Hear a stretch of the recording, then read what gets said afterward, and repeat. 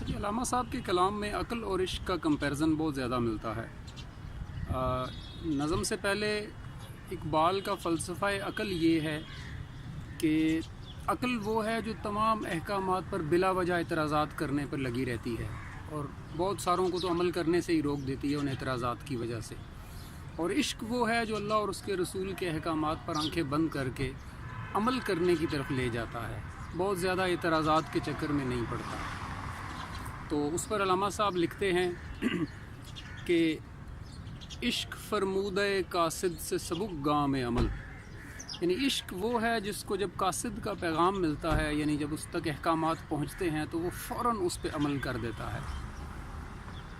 عشق فرمودہ قاصد سے سبک گام عمل، اور عقل سمجھی ہی نہیں مانی یہ پیغام ابھی، یعنی عقل اس پہ سوچتی رہتی ہے کہ یہ کام تھا کیا، اور اتنی زیادہ تحقیق کرتی ہے کہ وہ عمل ہونے سے ہی رہ جاتا ہے۔ عشق فرمودہ قاصد سے سبک گام عمل، اور عقل سمجھی ہی نہیں مانی یہ پیغام ابھی۔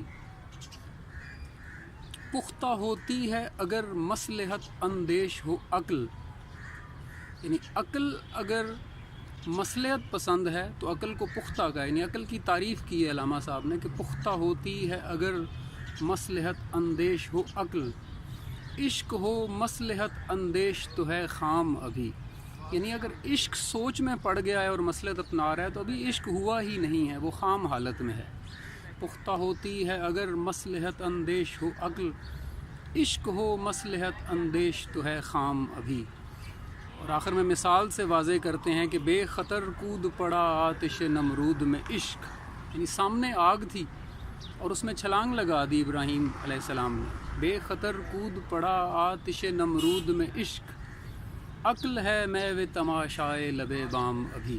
عقل تو کھڑی سوچ رہی ہے کہ یہ آگ ہے اور جلا دے گی، وہ عشق ہی تھا جو آنکھیں بند کر کے اس میں کود جاتا ہے اللہ پر یقین کے ساتھ۔ اللہ تعالیٰ ہمیں سمجھنے کی اور عمل کرنے کی توفیق دے۔